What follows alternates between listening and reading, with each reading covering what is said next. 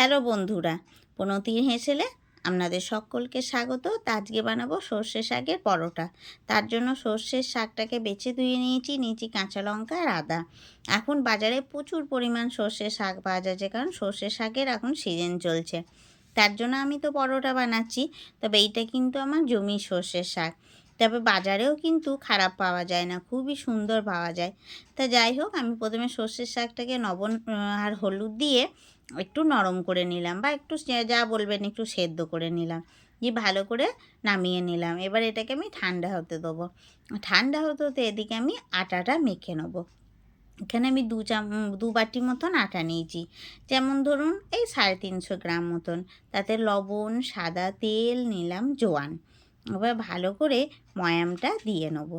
ময়ামটা দেওয়া হয়ে গেলে আমি এবার অল্প অল্প করে জল দিয়ে একটা নরম ডো বানিয়ে নেবো। যেভাবে আমরা রুটির ডো বানাই সেইভাবে বানালেই হয়ে যাবে। তা ভালো করে আমার আটাটা মাখা হয়ে গেছে।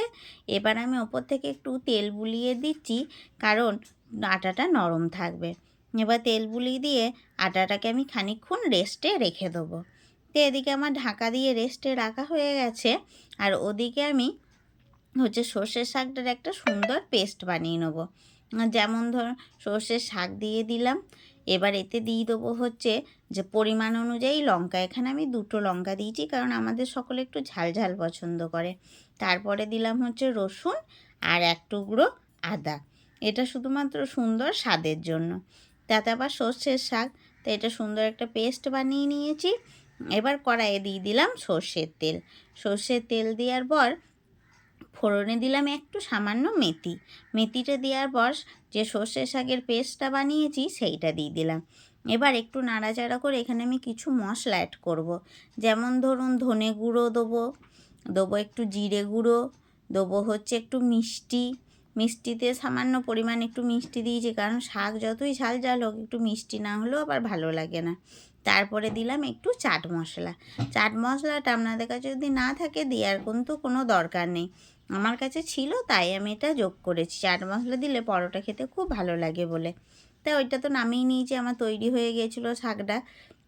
এবার যেভাবে আমরা আটার লেচি কাটি সেইভাবেই লেচিগুলো সমস্ত কেটে নেবো। তা যেভাবে রুটি হয়, ধরুন রুটির মতো সমস্ত লেচিগুলো কেটে নিয়ে একটা নিলাম, নিয়ে হাতের সাহায্যে গোল করে যেভাবে আমরা কচুরির পুর ভরি এইভাবে ভরলেই হবে।